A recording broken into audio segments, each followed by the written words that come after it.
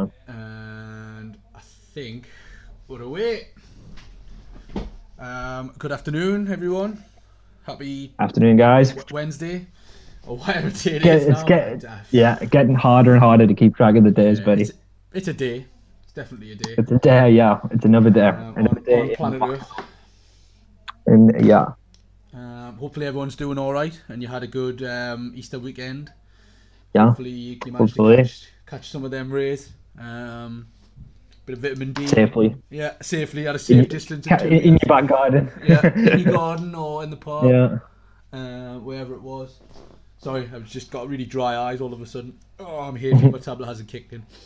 So hello, welcome. This is Staying Connected episode 5.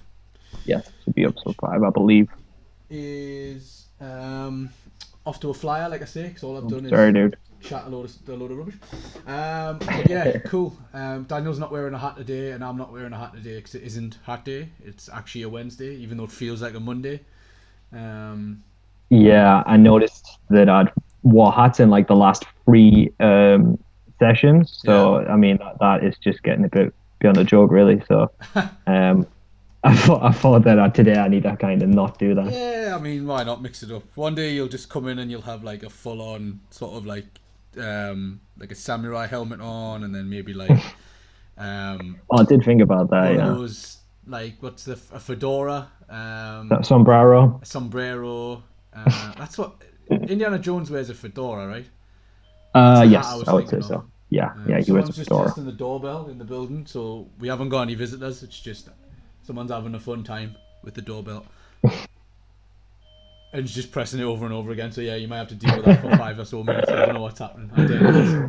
It's a mad house in here, as always. Even when there's hardly anyone here, it's still somehow absolute chaos. Yeah.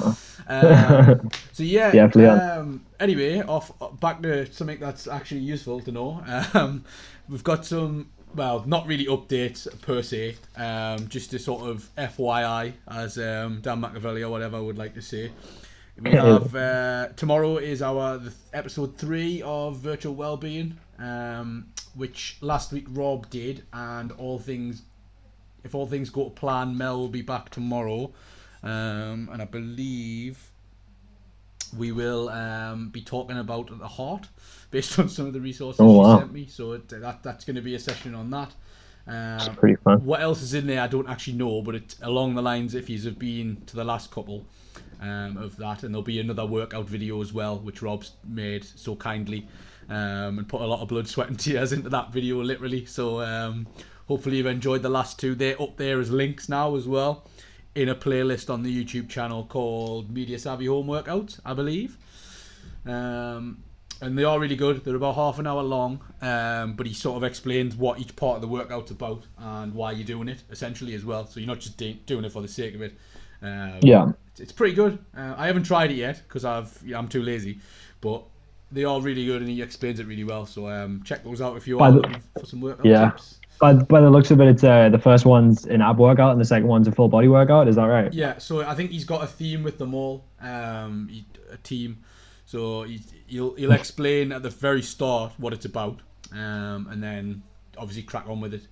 But he takes you through the warm up and everything. And I think if you watched last week's stream, he was explaining about the stuff you can do, like around the house. You don't necessarily need weights. He was talking about like fitness equipment, and talking about like some suitable alternatives. So that was on the Virtual Wellbeing session 2. If anyone has any or needs some ideas around what they can use instead of fitness equipment, that'll be a good one to check out. The first half of that one would be good to see. We've got Cooking on a Budget, and we've got it scheduled in for what I can see is the 21st, which I believe is a Tuesday. Again, could be subject to change, so just keep an eye on our Facebook page, and we'll post out the flyer as soon as we can. But for now, it's looking like next Tuesday. Is that next Tuesday? Oh, I need to open the calendar. Tuesday the 21st. I don't know what day it is, man. Don't even know what month it is. I looked at the calendar, I was like 15th. I was like, how's that? What? Dude, I literally thought the same thing. I was like, how is it like April already? Yeah. I was like this far through April. You know, we're doing all right. We're getting still by. Killing it, man. Hopefully you guys are getting by as well. Yeah. Yeah. I feel like the weeks are just going past. Like before I know it's the next day in Connecticut, and I'm like, I haven't even had time to blink. Like, I know. um, Yeah. I totally agree, man. It's just so like sorry, flying mate. over. The Zoom call lagged a bit there, so I'm just gonna double check. Can you just say some words, Daniel? What we got coming Um, up so, next? so coming up next, in this stream at least, we've got Feel Good News, and then following that, we've probably got Idiot of the Week. So Yeah, we've got our usual and items. a little bit of tech news that I found, just because I Oh, found and it a bit of tech interesting, to news be too. honest.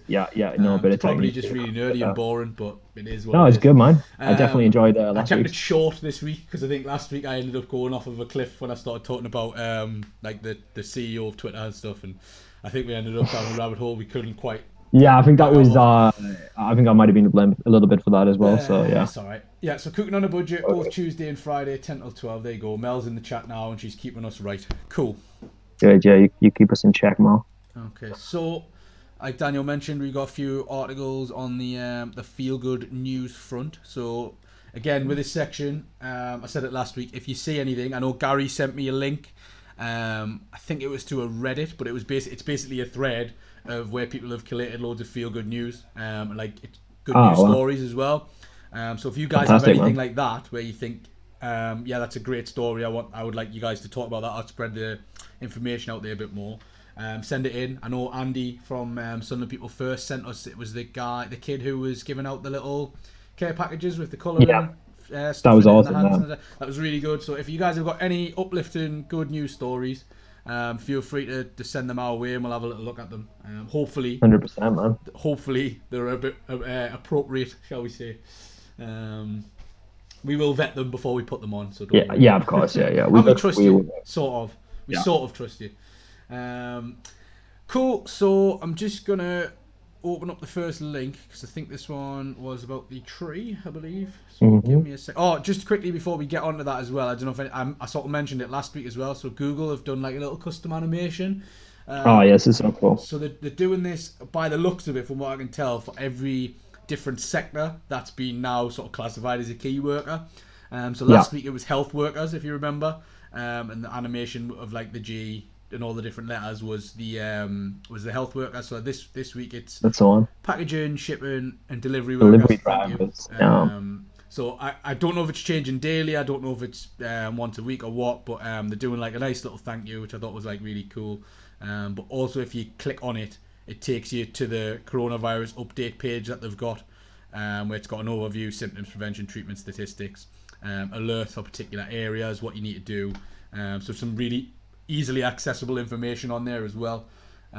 Which again, I think it's getting updated from various news sources, yeah, who seem to be the more reputable ones, to be fair. So hopefully that can provide you guys with some more up-to-date information as well. And there's for stuff to sure. do here on the left-hand side if you are a little bit concerned about anything. Yeah. Cool. So first actual link that we've got is about the Japanese tree. So if you just bear Oh, with me wow. for 1 second. Yeah, it's a cool one. So Daniel, you're the one. You're the what? I'm the one. You sent me this one. That was what I I meant to sent say. you this one. Not you're the one. Not like you're Neo or Yeah. anything. So this is 1,000-year-old cherry blossom tree in Japan, which is really cool. It's in the Fukushima part of Japan, and obviously that was pretty damaged by nuclear explosion quite recently, so it hasn't had a lot of tourism. So was So it's that good that some, the reactor that sort of just like yeah, exploded? Okay. yeah, the nuclear reactor exploded, caused a lot of damage to that area, and obviously a lot of people didn't go to that area for a long time. And so in that, I don't think this place is in like a particular, this tree is in a particularly dangerous area, but it's in that general region. Yeah. So anyway, this tree is 1,000 years old. They've used bamboo shoots to prop up the branches because obviously otherwise the branches would fall. Right. So that's And what's the crack of that. I was so wondering. that's why, yeah, yeah, yeah. So that's why it looks the way it does. And yeah, it's just a nice reminder that nature stays strong throughout everything. And Yeah. even after 1,000 years, this tree is still growing, and it's been blossoming quite recently. And obviously, if you've seen cherry blossom before, it's absolutely beautiful.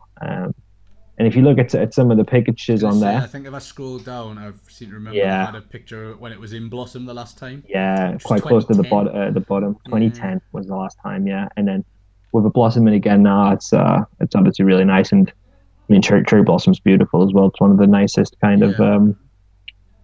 uh, No, it is really good. And flowers, I guess. there's a few sort of stories that I think there's another one that we've got based on, nature sort of returning sort of thing. Yeah. So we'll see in a second. 2 seconds. I'm just gonna sort that out. So that was the first one. So that one was on. Where is it? What? It's on NPR. That one. I'm just trying to see. Yeah, so it's NPR. What was the ancient? I cannot say that word, Daniel.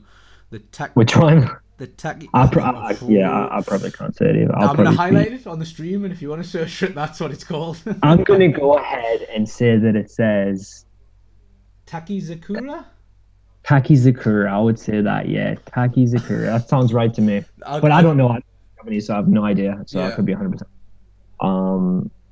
But I'm gonna go ahead and guess that's what it is.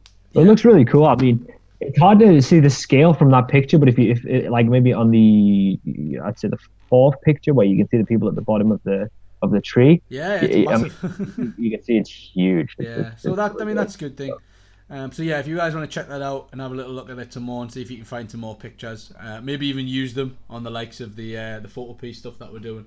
That might be quite cool. Good one, yeah. As like a background, or even I was going to say an object, but I'm not going to be cutting that one out if I have to do it. Oh my goodness, yeah, that would be tough, man. Yeah, there you go. There's a nice tree. We've got a slightly different story now, but it's still a good one. I just want to make sure that advert things are going to pop up because it always does. No, so this one was the one, I think you'd sent this one over as well, Daniel, but it's the Jacinda Ardern, the Prime Minister of New Zealand. Pronunciation, I do. As well as all the cabinet ministers have decided to take is it a 20% pay cut? 20% pay cut, that's right, buddy. Just in solidarity, those hit by COVID-19. So yeah, as you said there, mate, it's not just her, but it's the whole cabinet.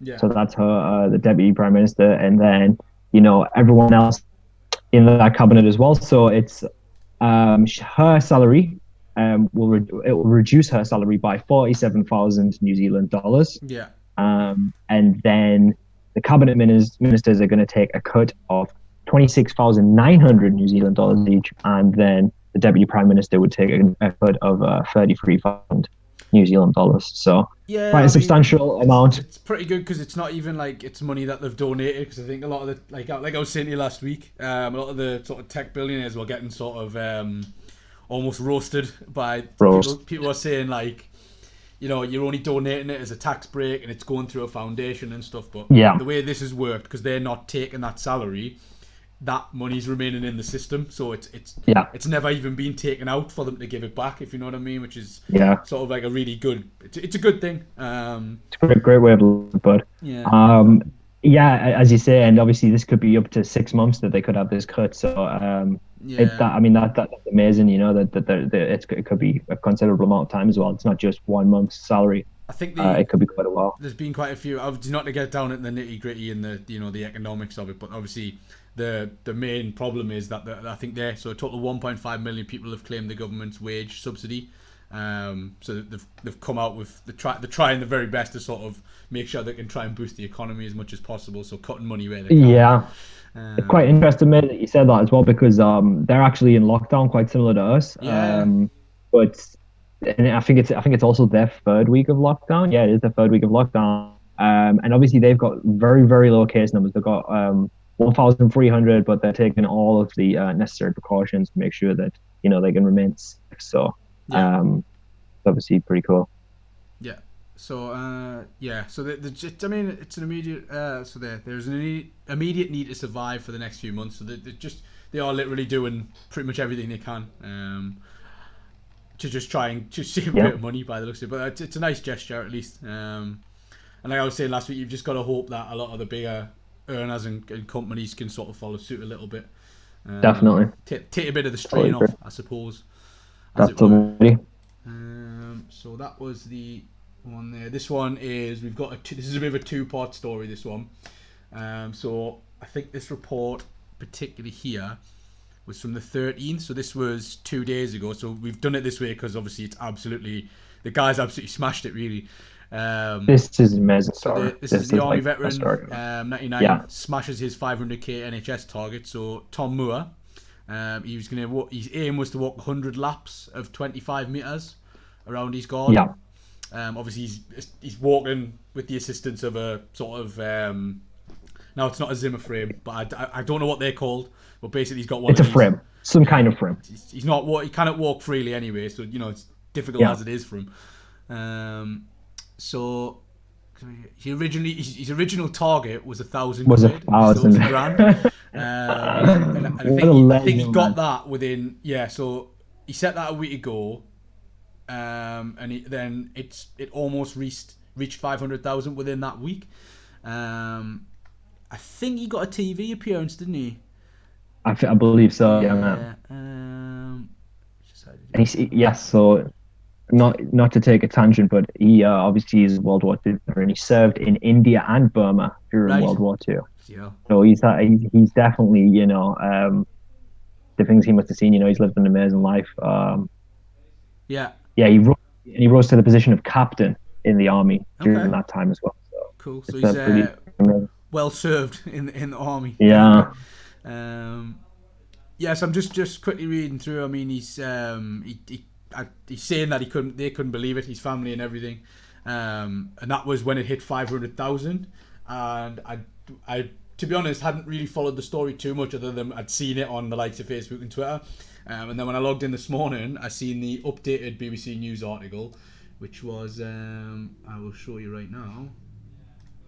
So obviously there's been some development. Yeah, so Captain Tom Moore raises more than £7 million for the NHS. I mean, that is absolutely astounding, really. Yeah. So I mean, every penny that we get, the NHS, they deserve it. Every penny that we get, the NHS, deserve every one of it. He said, as the total exceeded the 5 million mark. Obviously, that's the other thing I forgot to mention as well. So he'd had 100th birthday party planned, which has obviously been cancelled. Yeah, so I saw that as well. Not so bad for him. One of the schoolgirls must be in his local area, started a campaign to make him cards for his birthday, which is on the 30th. Awesome, man. So that's the schoolgirls started. I wonder if they're linked to the campaigns in here.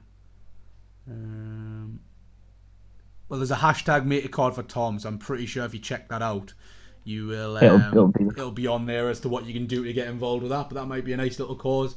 If you're bored and you know how to make a card, or you can draw, or you're creative in any way.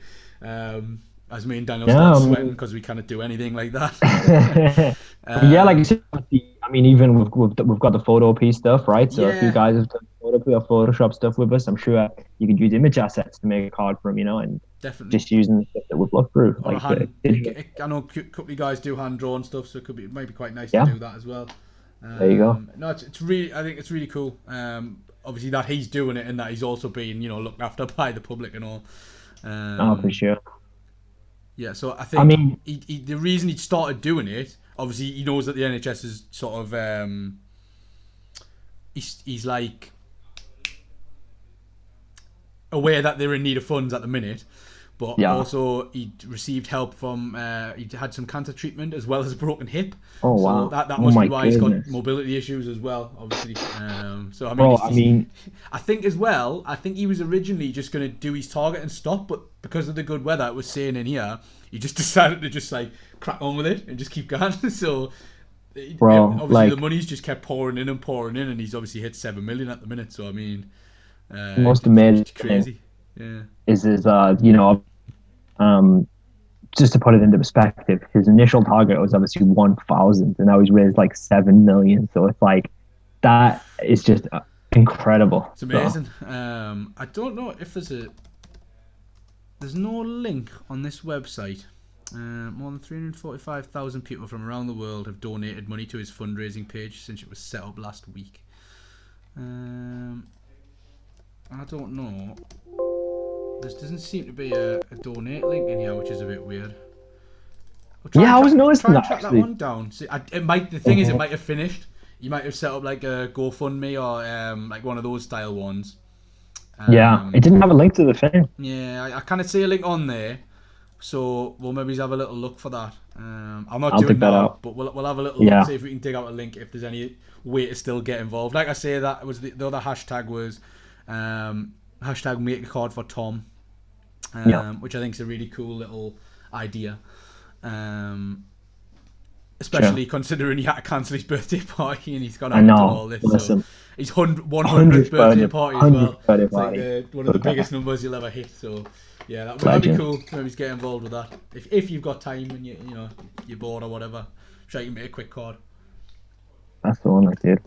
Cool. So yeah, 99-year-old. He's done the lot there. Good lad. Yeah. So sorry. Yeah, guys, I just wanted to quickly say, I know that we drill this a little bit much, but while we're kind of at like peak viewership, we do have the survey, guys, that we would like you to do if possible. It's just in the description there. I know that it is going to start to feel like, we're beating you over the head with the survey a bit, but it's just to, like I say, guys, it's just to make sure that we can keep track of our sessions and improve on them. So it is really important that we can get those surveys done. So I can paste that in the chat for you as well, guys. Many thanks there. And we like you to tell us how good we are as well. That's great. Exactly, yeah. We need to hear it sometimes.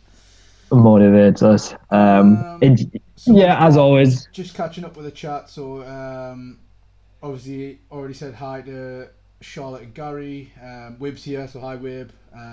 Obviously Mel's here, hi Mel. Lynn and Anthony Shields are both here, so hi guys. Hello guys. So hello to everybody. Hope you're doing well. Thanks for joining us. Yeah. We hope that you're all well. Yeah, hope everything's going all right. And just in case you had a good Easter at the start, if you do have any of the uplifting stuff that we've sort of covered or anything along those lines, or anything you want us to have a little look into further, especially with regards to the tech stuff, I don't mind having a little look. So obviously we've done a stream on the likes of Zoom and the stream on the likes of WhatsApp. They were more tutorials, but if you want us to have a look into certain apps that you've heard about and you want to know whether they're safe or whether they're storing your data, or you want to know like where to look for like things like technology news, or if you want to know where to look for uplifting news and things like that, let us know and we can sort of provide you different links and stuff for you guys to do a bit reading in your own time as well. For sure. I haven't put it in this one, but I've come across a link and it was talking about all the different stuff you can do during the lockdown, like in terms of like media content. But I was just double checking it because a lot of it was on paid for one, so I'm going to try and come up with a bit of a different list with some free alternatives. Like I covered that free streaming service last week, if you remember. I do. Yeah. That was pretty cool. So we'll have a little look at that. That's a bit of a difficult one, isn't it? Yeah, I know. So that was there's a bunch of different ones on there, but I will, like I say, I'll put together a little list of some alternative stuff to check out online. Brilliant, man. That's awesome. I started watching a few more short films as well on YouTube. Oh wow, yeah. Like, I've made like a kind of challenge with myself that I'm going to watch every single kind of Jackie Chan film at least for the 80s and 90s. Yeah. So like the whole Hong Kong era. Yeah. I've been smashing it, dude. I've been absolutely smashing it, but I want to watch every single one. Yeah. And I watched an interview with him the other day, and he says he's been making films since he was 6. Right. And he says he's been over 250 films. Wow. That's what he said. And he said literally like he would shoot a film in the day. Yeah. And then on the night he would do like another film. So he'd do 2 films in a day. And when he would wrap a film, most people, like most actors, would spend like time off for a while, and he would just go straight into another film. Yeah. So, I mean, that's probably how he's still good at like playing himself in every film. Yeah. Just Jackie Chan as Jackie Chan. They even call in loads of the films he's actually called Jackie as well. So it's like it's so funny. I think Rush Hour has to be peak Jackie Chan for me. Oh, it's great. Yeah, Rush Hour 1 and 2 are brilliant. Yeah. They're both really good. Well, I mean, Rush Hour 3 is alright. Yeah, it's alright. It's alright. It's a film. It came out with the Yeah. pictures and it was on for an hour or so. It's fun, you know. It's not like There's that one if where you he's in a watch the tuxedo as TV, well. Don't know what was. the tuxedo. Is it? Oh, is it the It's called tuxedo? Is that the it's one? called the tuxedo. I Ah, think so. okay. Yeah, Cool. It could just be called Jackie Chan wears a suit, to be honest, because that's pretty much yeah, all it pretty is. much. But anyway, there are other actors and films out there that aren't Jackie Chan. True, they are. Yeah, Mel, I will do. If you can send me the link to that, because I don't actually have it on my computer. If you can send us it on Facebook, that would be grand. I don't want to, totally take over the stream with like a Jackie Chan stream, but obviously Anthony Too Shields. late. Anthony Shields just mentioned that Bruce Lee, Jackie Chan was an extra in Bruce Lee's End of the Dragon, Yeah. which is true, and that is a really cool bit of trivia. He was, yeah. Was he and a he did prominent actually, extra though? Did he get like kicked no, by he him or got something? Or was he yeah, just he in got the beat up a little background? bit by Bruce Lee in it. He got beat up, but Oh, there he is a did. really interesting. Nice. Yeah. I think it was like when there's a bunch of guys and he's kind of in it. Like, they might have used him a couple times though if he was part of the like stunt team. Yeah, I need to see this now. I have to. You probably barely notice it because he's like, I think he's in with a few people. No, He has like a I mustache. want the screenshot. Oh, there's definitely a screenshot. I've So seen it. this must be it, where he sort of drags him by the hair and like I think so. Yeah. must throw him away. There's Jackie Chan actually has an English interview where he talks about a story of him and Bruce Lee, where Right. Bruce Lee he went bowling with Bruce Lee. And if you haven't seen that, that's an awesome story. If you Okay. like kind of kung fu. I feel like movies and stuff. we need to do if we're gonna do that, we need to do a movies only stream. I think. Oh my god, dude, I would be all over that. But yeah, anyway, so I don't want to kind of take over the stream with just like this kind of stuff. We'll put a quiz out or something. We'll do something. Yeah. Don't worry. We'll For get sure. something movie related to you soon. I mean, we watch enough of them, so we might. Yeah, as well. definitely. Yeah. But yeah, let us know Down for if we did a movie quiz, would you do it? That might be one to do. Right on. I'm so down for that. So Cool. Right. Anyway, so on non-related Jackie Chan news, we've got some dolphins that are finally living and breeding in the Potomac River. So go on, Dan. Yes. Take the wheel. Yeah, so it's just an article by the Smithsonian, and yeah, it's basically just saying that a lot of the pollution has eased up in this particular area, and these bottlenose dolphins have returned, and about 1,000 of them have been recorded, and this dolphin's giving birth, and yeah, it's just kind of really increased the life there in this part of America. It's just a river in America, and it's an amazing thing, and this is a trend though that's not just exclusive to America. It's happened all over the world. I mean, I know in Venice they were starting to get types of fish that they hadn't seen for absolutely years. Yeah. And in India as well, the waters were getting cleaner and changing color. Okay. So globally, a lot of the pollution in the rivers has got much better, and you're seeing a lot of new kind of fish and life that was in these rivers that wasn't there before or hasn't been there for a long time. So I'll let you in. There's something that I saw today when I walked down the high street to get some shopping. I saw a little family of ducks walking along the high street at Sunderland. Seriously? Yeah, there was like 3 ducks. That's amazing, dude. Like a little mallard and its kids. So and I was like, I sort of did a double take because I was like, that's not a seagull. Yeah, it was some little ducks. So if you are out and about getting some shopping in Sunderland City Centre, you might see a small family of ducks. I don't know what they were doing in the high street. I couldn't. Oh, hang on. I've started playing a video in the background that I didn't mean to start playing. It's not a video. So beautiful. Someone had reported that they had seen like goats. There was a bunch of goats in like a town centre somewhere. Yeah. I saw that. They just wandered in because it was so quiet. So and that's pretty amazing. Okay, yeah. So I mean, it's not just dolphins. You know, we'll probably be seeing a lot more wildlife sort of wandering around now, because they're like, well, no one's here. I'm just gonna make myself at home now. But I think it'll be like this, where there was an expert on this article here. So people actually forgot that there were dolphins in the river because they hadn't seen them since like the 1800s. Yeah. So she works as a conservation person, I guess. So we've got a couple of interesting points in the chat there as well. Is it about Jackie Chan? No, it's not about Jackie Chan. It's on the same.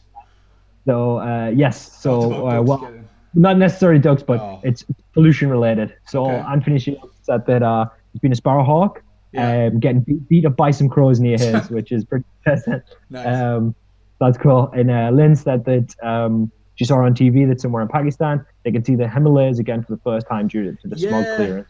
Yeah, That's I've also seen there's a couple of guys who make a YouTube show in LA, and they were like they'd gone back to the obviously the street where they live in because they've got like a studio that they go to, yeah. and they drove home from like it's like obviously it's not on the hills because that's where all the rich people live, but it's sort of down from that like near downtown LA, and he was saying like it's the first time in about since I've moved here that I've ever seen the skyline at this time of the day because like normally it would just be Amazing, man. completely covered in like smog and fog and Yeah. cloud, and you just wouldn't be able to see it at all. He said it was. He took he showed some photos of just honestly like how well you could see it compared to like even like a year Yeah. ago. And he was saying it. People are posting drone footage online of like LA and like loads of different big cities, and they're saying it looks like a computer rendered image. Like it doesn't look like the real place. This is what it would look like if you're making a video game, not if you're taking a real life photo. It's crazy. I saw like actual like heat maps. It was like a heat map of most of the major cities in the world, like LA, London. But then there was ones like Delhi, New Delhi in India, which is one of the most heavily polluted cities in the whole world. And it showed like a before the pandemic and after, like or currently. Yeah. And it was showing like the heat maps, and just even you could see like the difference in the level of like air pollution is just unbelievable. Yeah, I mean it's crazy, isn't it? Yeah. It's a funny one though, because like I mean, what do you do? Because obviously, at some point, stuff's gonna go back to normal. So I see like a lot of the conspiracies of like, what if we're the virus? But like, not that they've got a point, but you know, it is maybe time to take stock of how we're like sort of abusing the environment.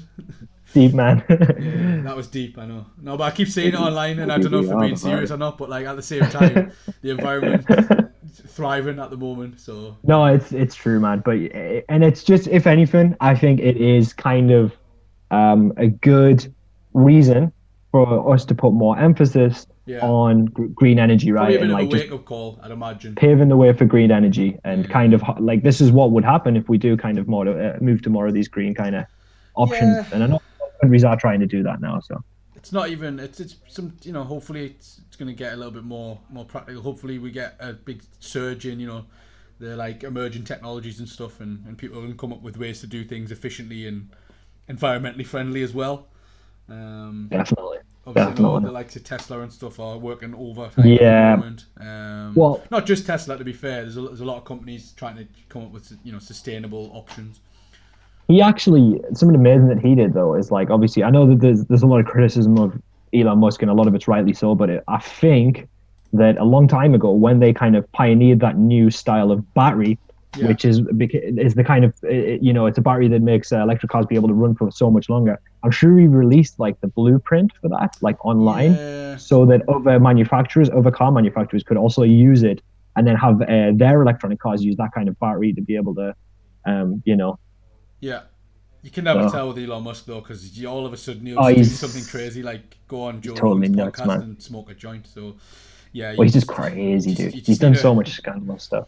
Anyway, so yeah, Elon Musk is a bit of a character. But moving on to a different type of character who's seems to be quite a nice guy. Yes. We've got the aspiring barista using coffee shop supplies to make free drinks for essential workers from his own window. Legend. Which I thought was kind of cool. Yeah, so you definitely found is. this one as well, so I don't know if you've read it a little bit more than me, but I was just going to play the video. In fact, I'll play the video.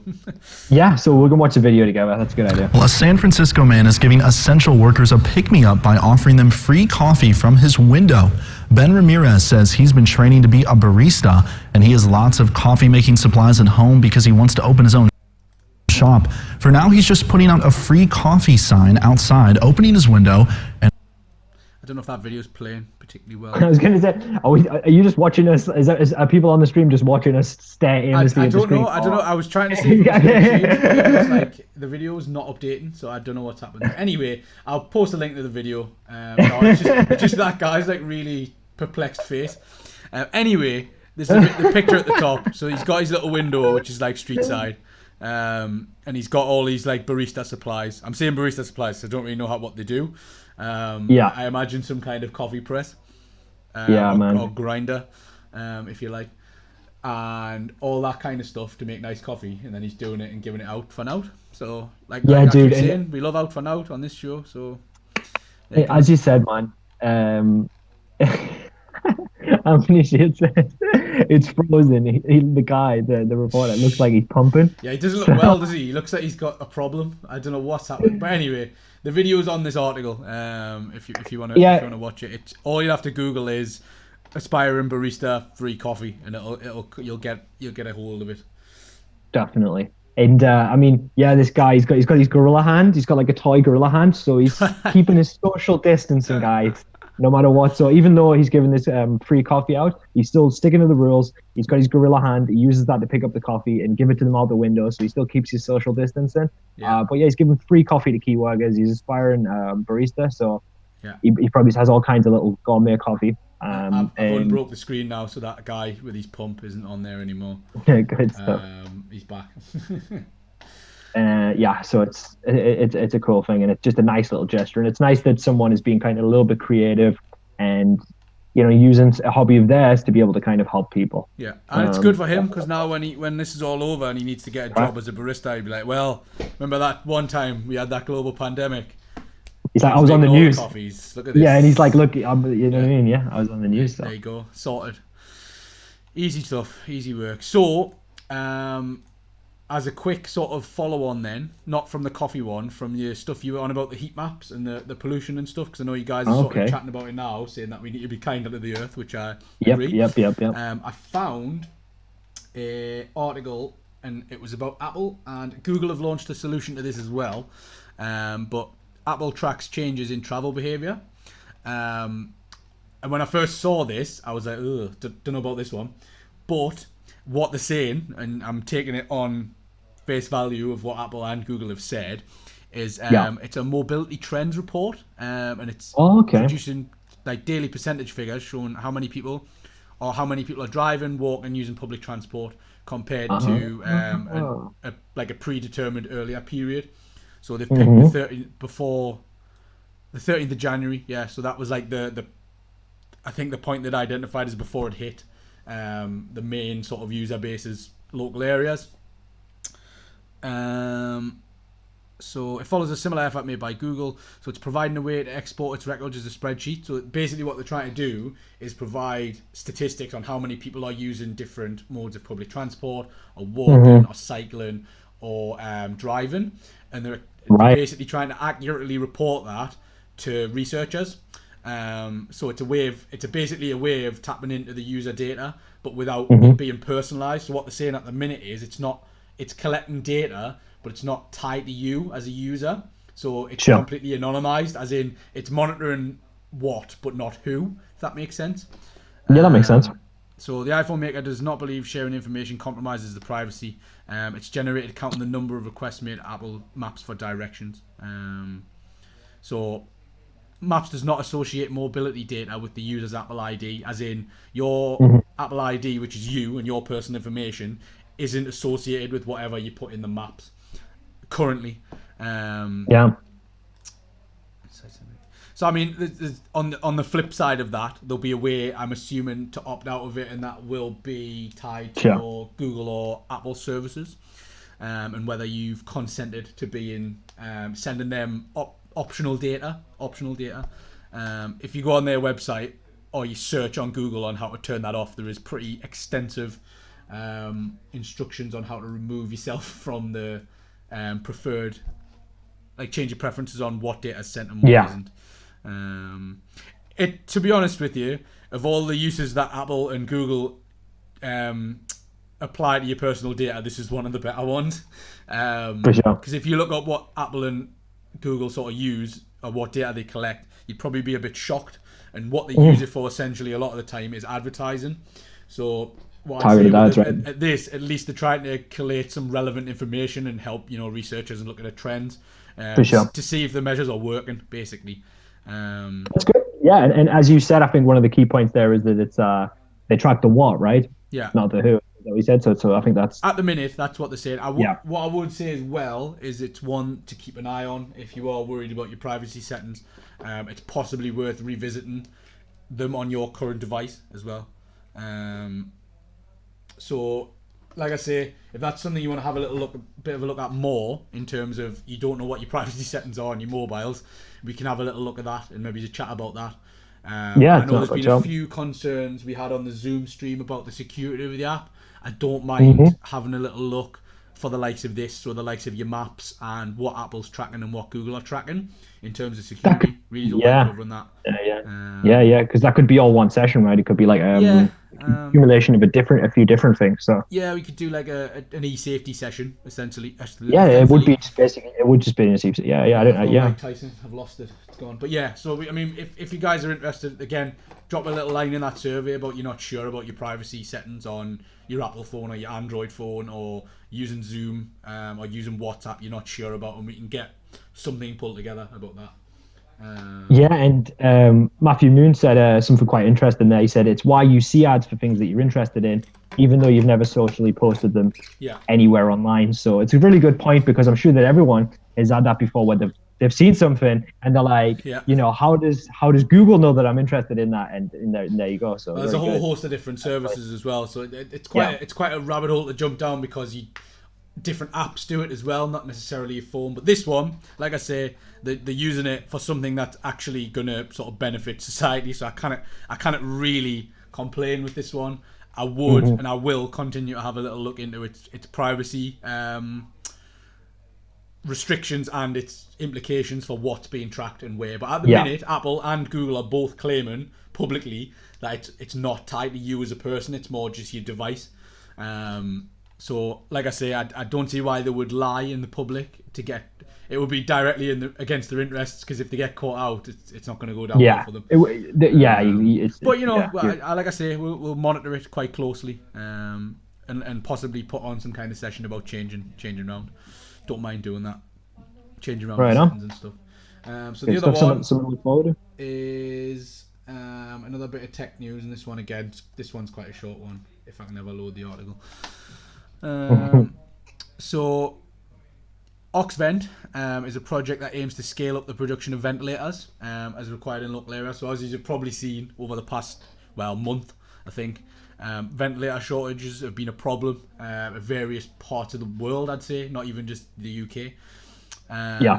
Definitely. So team of engineers and medics from Oxford University and King's College London are collaborating on a project. Basically, they want to build a very easy to use and very easy to construct ventilator, so that they can sort of repurpose different manufacturing plants and different factories, and basically start churning them out at a much more sort of ideal rate, so that they can fill the demand. It would normally take them years, so they ordinarily to develop such a medical device would be a huge task and would take years. We've designed a simple and robust ventilator which will serve the specific task of managing the very sickest of patients. So again, this is for the ventilator problem is for people who need assistance breathing or in the very worst condition. So what they're trying to do is tackle that end rather than come up with the sort of an overall solution. They've targeted one very specific problem, which is great. It's I think that's a really good way to do it. Kind of do it, kind of focus on the specific kind of things instead of kind of trying to do a thing that's going to kind of cure everything. If that's what they're best at, then I think that's a great thing, to be able to kind of, this is the key area that we're going to focus on.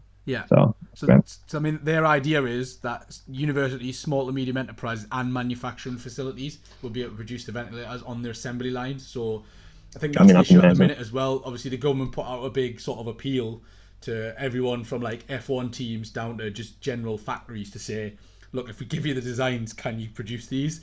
And obviously some of them can't, because they're limited by whatever physical equipment they've got in there. So basically these guys have looked at that and they're trying the very best to make it not universal, because nothing's quite works like that, but as accessible as possible for the different manufacturers.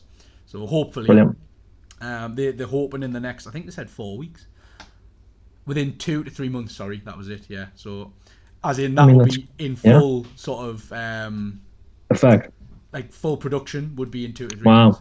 months. Hopefully, anyway, that's the plan. So that's another So it's one going to keep an eye on. During that time, in the 2 to 3 months, they're going to be developing it, but it'll be full production. They've posted something today, which is like the test from last week, and it's already looking promising. It's just about getting it out there and making sure it passes the tests and the regulations and stuff. That's amazing, man. But I think basically the US have sort of done the same. So I mentioned Tesla before, but they've sort of turned to the car manufacturers. So Ford, GM, Tesla, they've been given a go-ahead to make the ventilators basically as fast as they possibly can. That's so cool. So I think Trump had sort of said to them, look, just go. here's the plan, off you go. Let's get some ventilators out there, because there's obviously a worldwide shortage at the minute. Yeah. And they need to be usable as well. I think that's the other problem. You don't want to build a bunch that don't work, because you've wasted 2 to 3 months. So yeah, fingers crossed. And at least, it's, again, like I say, it's a good little story. People trying to tackle one specific issue. I think it's going to be a bit more effective than just trying to solve the whole sort of crisis. Definitely. So I think before we get into the idiot of the week for this week, do we have the results from last week? Yes, and I'm going to double check now, but I checked them just before. Yeah. But I'm not sure if anyone's voted since then. No, I don't think so. Do you want me to post it in the group chat? So you've got it. We had the 3 choices were Catherine Calderwood, who was Scotland's chief medical officer. We had Amir Khan and his conspiracy theory around 5G and coronavirus, which is more on that coming up. And we had Kyle Walker, who put out his really self-righteous post about staying indoors, and then went and had like some kind of private party with some escorts. So that was nice of him, and he got absolutely roasted. To be honest with you, though, I think I told a lie last week, because I said I think we're going to have a footballer in every single one, and I think there's no sportsmen this week. The footballers have managed to keep themselves to themselves this week. Surprisingly, there may be though. I did. Okay. Go on.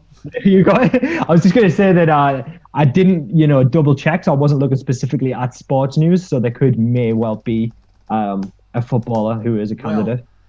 Well, it's not an idiot. This is actually some feel-good news, and I forgot all about this. But I've just jogged my own memory. They're gonna look. So the Premier League players, after getting absolutely bombarded with loads of rhetoric about, well, why are the footballers not giving up their money, despite them already being sort of super taxed as it is. I think half the wage already goes on tax, but basically, so there's the link there. Oh, hang on, I can hear the door squeaking behind us. That doesn't sound good. Oh, that's me dad. He's PPE on. What's up? Okay, are you going to say see you later at the stream then? Bye. Yeah, bye. See you later, thanks for interrupting. That was good. Anyway, there you go. That's me dad. Awesome. That's one for the highlights. Yeah. See you later. Cool. Yeah. Don't know what let's go for the highlights. Clip it, boys. Clip it. Clip it, boys. I have to put up with that every day. Anyway, so yeah, the Premier League players launch a charity fund to help raise money for the NHS. So brilliant. I mean, that's so cool, though. I'll tell you what it's called. It's called Players Together. So I was ragging on footballers big time last week, but no, just shut my mouth now. But I was with my mates about it, and we were saying it is massively unfair for them to be getting so much negative press about not giving up the wages when if you total up the amount they get per year and that they already pay in tax, they're still massively wealthy, but there's people who are on a lot more money than them, or on a very similar amount of money than them, that are getting no negative press whatsoever. No, that's a good point. It's a good way to kind of look at it. It's not just exactly. There's it's not exclusive to them. There's a lot of people who. No, you're definitely right. It's not exclusive to them at all. You're 100% right. But what I liked about it is there was sort of well, you know what it is. Here, we'll do this, and they chaired like a big meeting across the whole league, with players from pretty much every club, I think. And they've announced a new initiative to help enhance the well-being of NHS staff, volunteers, patients impacted. Brilliant. Fantastic, man. So they'd come under pressure to take a stand. I mean, rightly so, but I feel like Matt Hancock sort of threw them under the bus a bit because he was getting a few questions about, you know, money and this, that, and the other, and then he was like, I think someone asked him directly about it, and he sort of threw them under the bus a little bit. And I think they felt a little bit like they'd been sort of, screwed over a little bit, and that they were getting a lot of hate on the likes of Twitter. And, you know, like I say, like the likes of Jack Grealish and Kyle Walker, you know, they were idiots, so they sort of deserved it. But you've got players who already do a lot of charity work who are getting a lot of grief. Yeah. So they've done something nice. They've set up this new charitable fund. So players from all 20 Premier League clubs. We've got the hashtag Players Together message out there. England captain Harry Kane, Liverpool captain Jordan Henderson. I don't know if there's any concrete numbers on figures yet. But they released a statement to say it was being set up. So again, another one, probably watch this space. This is a great idea as well, in just terms of creating like one thing that they can all kind of use, and so instead of them kind of separately doing it, and which is great, and it's awesome that they're doing that, but to have one particular thing and then the more kind of, you know what I mean, like one initiative, it makes it much easier and more accessible. I think what they've done based on that as well, it's the NHSCT, which is the NHS Charities Together. So NHSCT, is an organisation. It's an umbrella organisation for over 150 registered NHS charities. So they've partnered with them as well. So it's obviously not just going to go directly. You know, it's not just turning around the NHS and saying there's a bunch of money. It's like the targeting areas where they know it's needed, because they've got charitable organisations that are in need of money and the volunteers need looking after and so on. So I think it's a good initiative. And I think brilliant to see it managed effectively like that. Like I say, it's one of them. Probably watch this space. This was 6 days ago. I haven't really seen an update on it yet, but there's probably going to be one. And like I say, they seem to be posting quite heavily on the hashtag. I'm definitely going to look into this because I think this is brilliant. Yeah. Cool. So that's a really good one. I'll probably give you a little update on that one next week, or Friday maybe, possibly. But I thought that was really nice before we get into Idiot of the Week, because like I say, I ragged on the footballers hard last week, and they deserved it. But you know, they can do some good.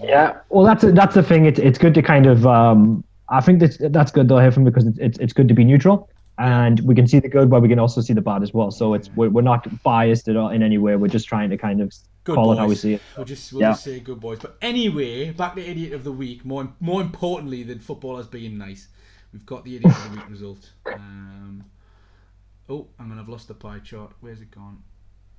There we are. Okay, so as you can see, Catherine Calderwood was the winner.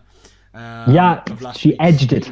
She just nicked it. And she was obviously, of course, Scotland's chief medical officer who'd fronted the campaign for ending non-essential travel, who then went out of our way to visit our holiday home more than once and received a formal police warning as well.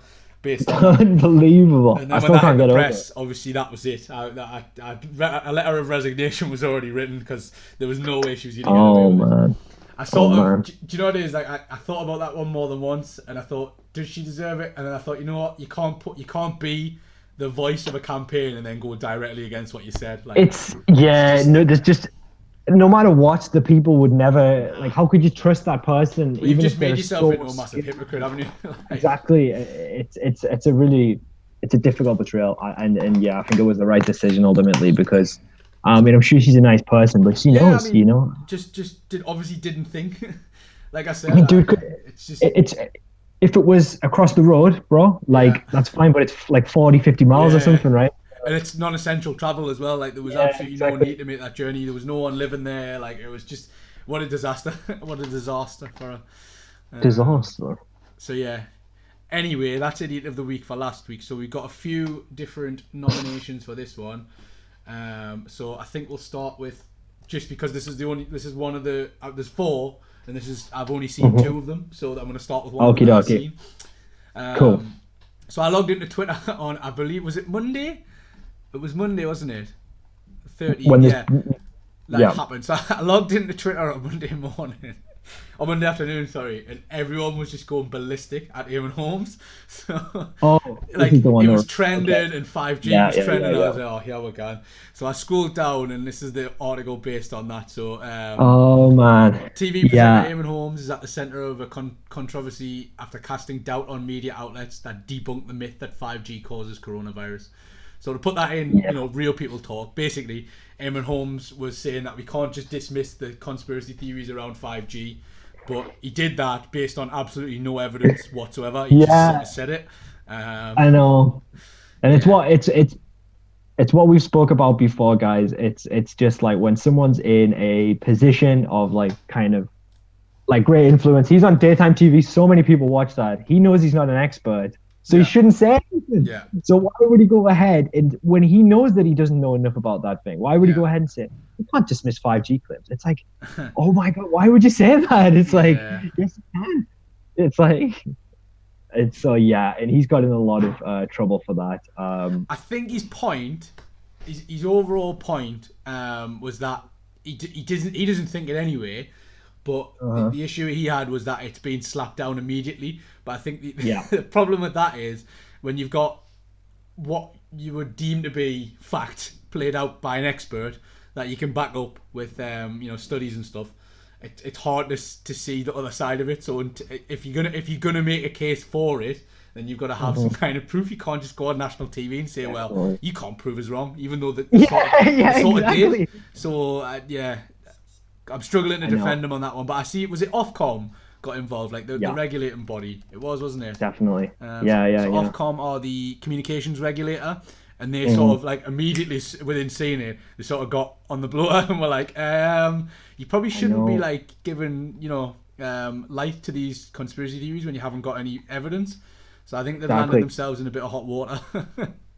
And it's because it's like it's because of the like situation as well. Like, I mean, people have been attacking like these, 5G, like the masts and stuff like that. Well. So it's like, it's causing vandalism. So when he says something like that, it's so dangerous, It's like, you can't say, you can't to be honest with you, I sort of agree with what he's saying in that you can't just dismiss something. But when you're dismissing something, when you're providing a valid argument to why something isn't true, you can't just say, oh, well, no, like that, because that's essentially what he said.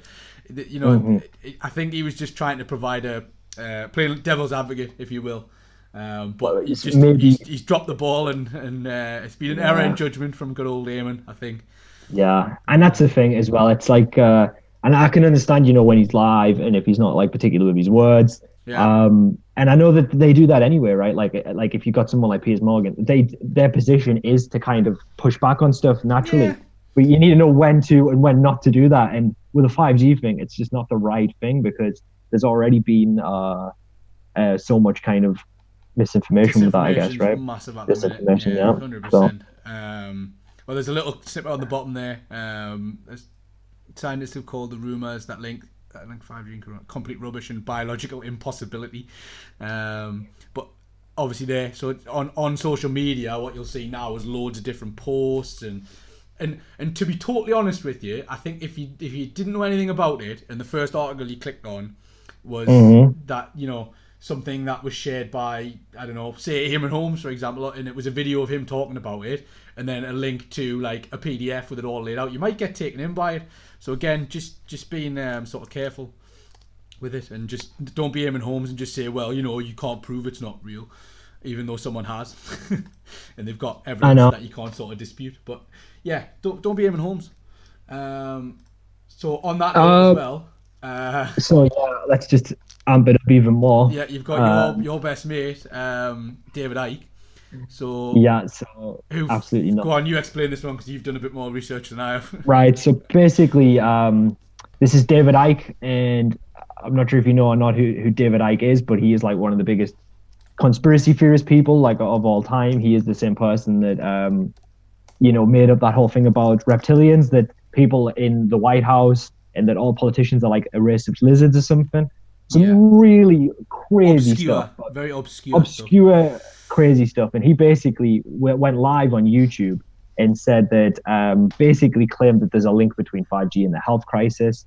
And he also erroneously said that if 5G took over the world, like that if 5G was all over the world, that it could be the end of humanity. He was really, he said some really crazy stuff. But so if he said, sorry, I'll read the quote. So if 5G continues and reaches where they want it to take it, human life as we know it is over.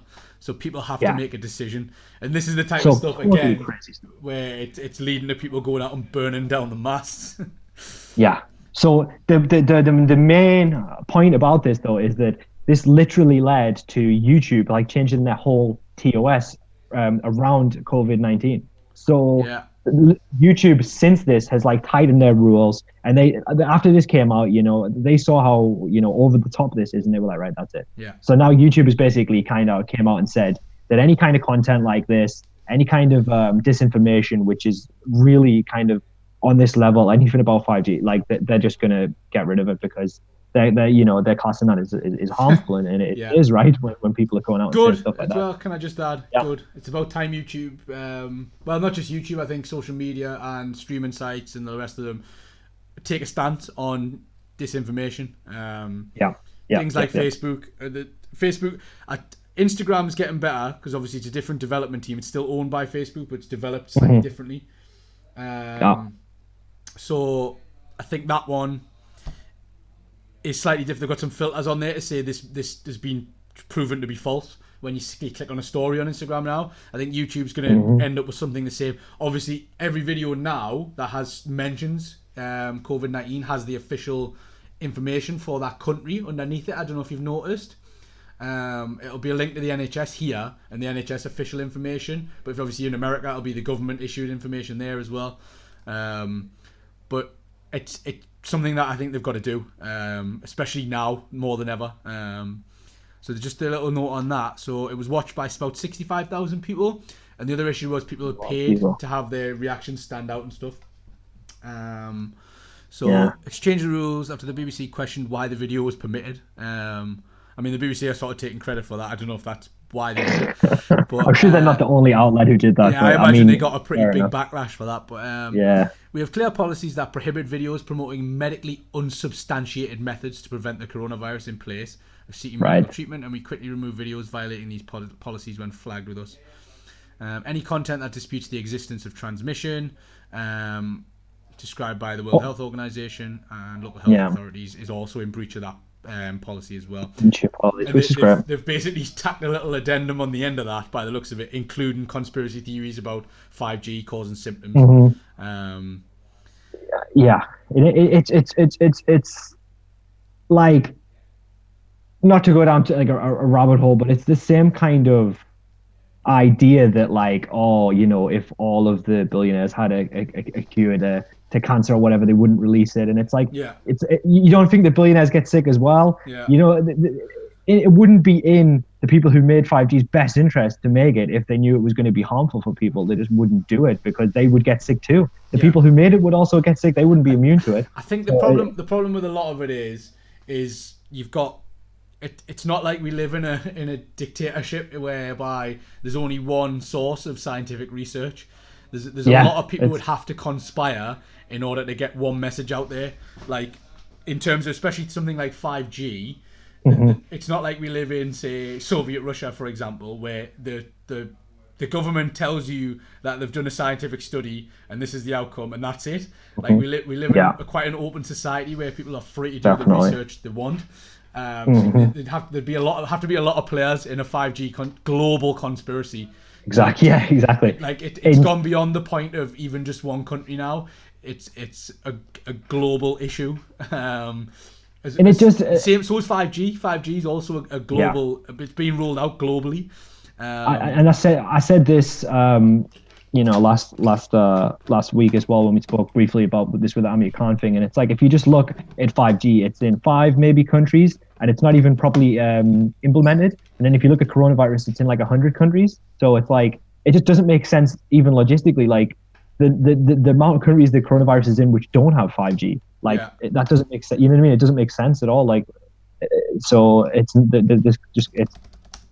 obviously nonsense, right? But I mean, if you look at it and you try and evaluate the facts, yes, absolutely. So again, this is one of those times where feel free to do your own research, especially at David Icke, because he's an absolute I don't even know how to describe him, to be honest. He's very eccentric. Apparently, so Lynn's pointed out that he used to be a footballer as well. What? That's so crazy. I'm on his Wikipedia page now. By the way, not the greatest of sources, but so he played for Coventry City as a youth player, and he made 37 appearances for Hereford United in 1971 and 1973. I did not know that at all. That's so wild. Maybe that's what happened. Maybe he headed the ball too hard, and that's just something's rattled around. And Gary's just saying most of them get demonetized. That's the likes of these sort of interviews. At the minute, YouTube hasn't took the money off him, so that's why he's probably going to keep doing it. But he's basically just spreading as many lies. So Eamon Holmes came under fire for basically defending people like David Icke, who can sort of he's saying they can say what they want, but when it goes directly against what the World Health Organization's advising in terms of keeping yourself safe during a pandemic, maybe now isn't the time.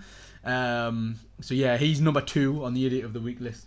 We'll quickly rattle through because we are running out of time a little bit. So we've got our old friend across the pond, Donald Trump, who, love him or hate him, has cut off funding for the World Health Organization, or frozen its payments. And to be honest, I've read the article, and I don't know what you think, Daniel, but I can see why you want some kind of investigation to be launched into the original reporting of that. But at the moment in time, I feel like this is possibly the wrong moment to do it. Given that they're probably one of the best equipped organisations to help deal with the crisis, given that they've got a lot of the specialist staff as well. I feel like cutting them off now would be a massive mistake.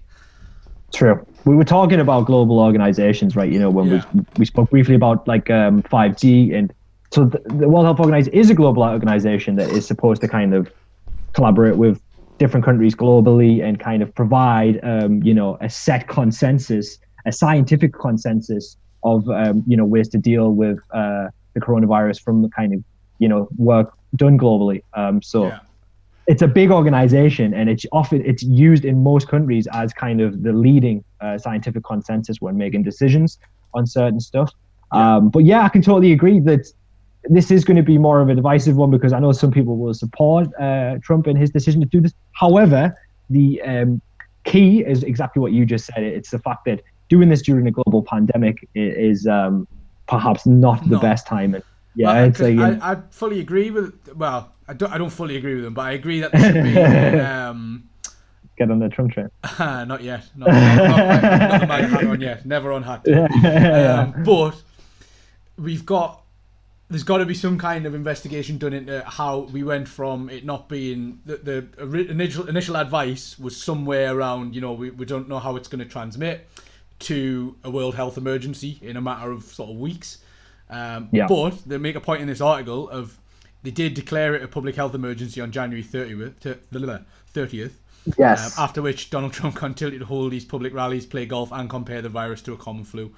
Exactly. So you can have it both ways, but I do agree there needs to be some kind of look at what happened. But now is not the time, considering we're still by and large still at the peak of where it's the number of cases and transmission. So I think now is not the time to be pulling funding from one of the better equipped organisations.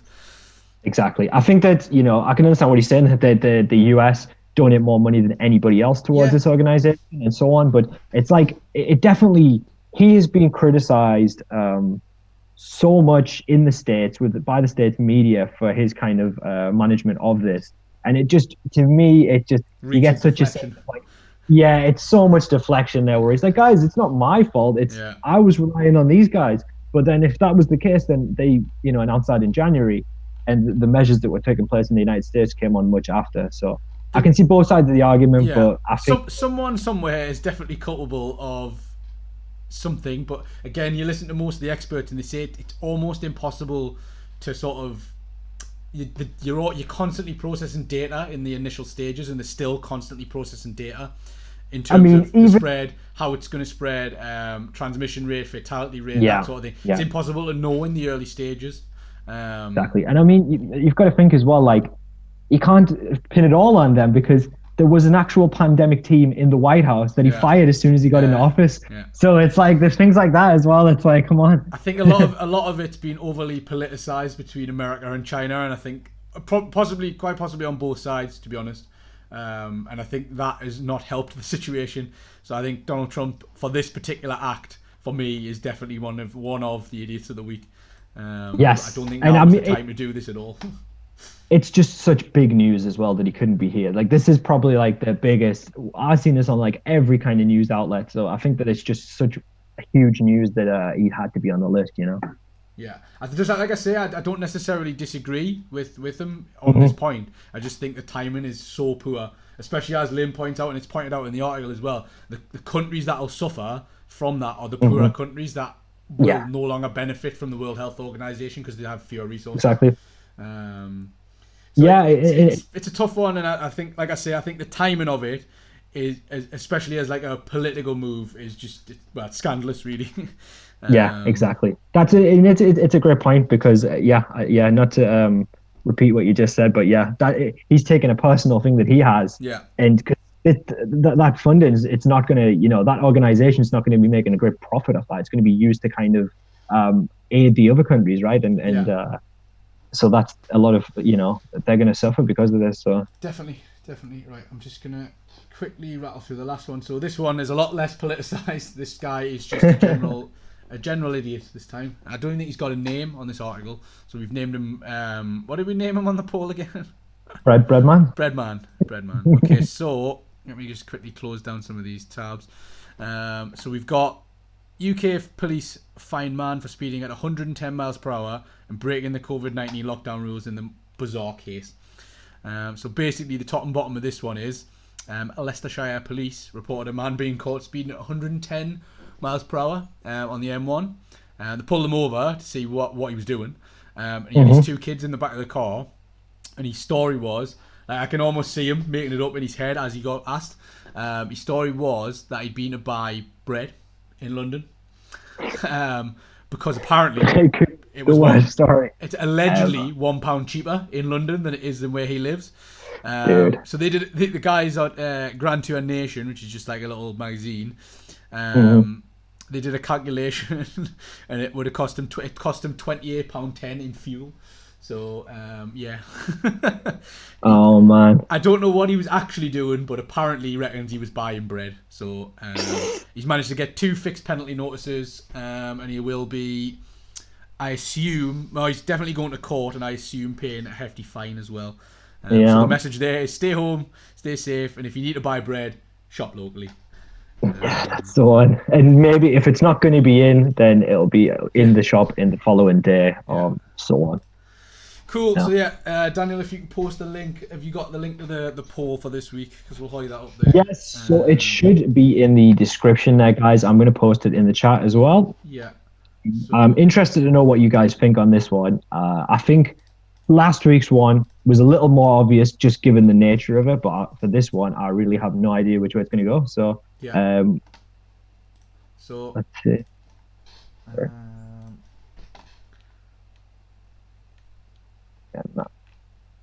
I'm just going to quickly load that link because we've got where is it?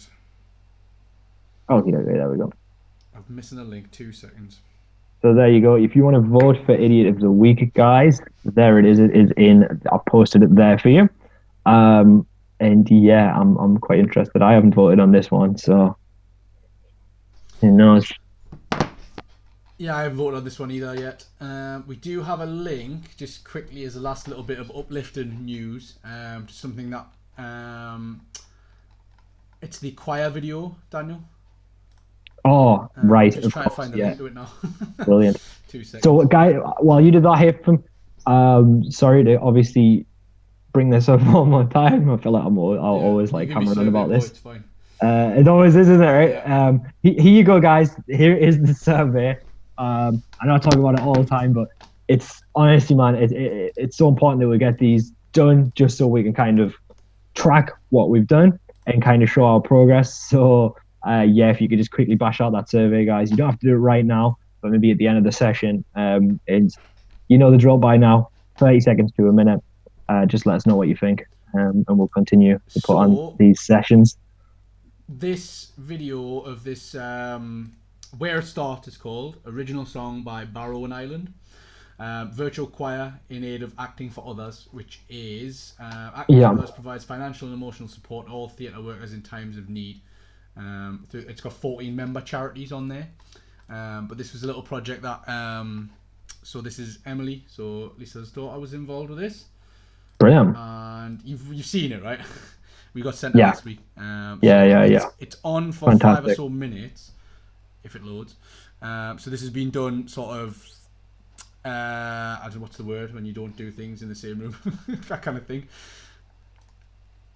Virtually, I guess. Virtually, that's it. Virtually. Yeah. My brain's gone to mush now. It's 5:15. Same, dude. So yeah. No, but this is fantastic. This video, it's a really good little bit of positivity put out there. So good job. And I will actually just take our cameras off and probably play this out, and then I'll quickly. I think that's a good idea. Yeah, so I'm just going to knock our cameras off for a second, and we'll play this, and then we'll come back, and I'll make sure the link's in there as well. So this, again, like I say, it's sort of a virtual choir that our very own Emily Miller has been involved with. So I will. Why am I getting notifications for Sky Sports football? It's not what I want right now. Okay, I'll play that out. I'm going to mute our mics. I think. Am I going to mute our mics? You might see Daniel's face real big in a minute. Daniel, I'm going to mute your mic. And I'm going to play this out now. Oh, Daniel's camera's gone. He's away. Cool. Right, we're going to put this on. Enjoy. And I'll be back when it's done.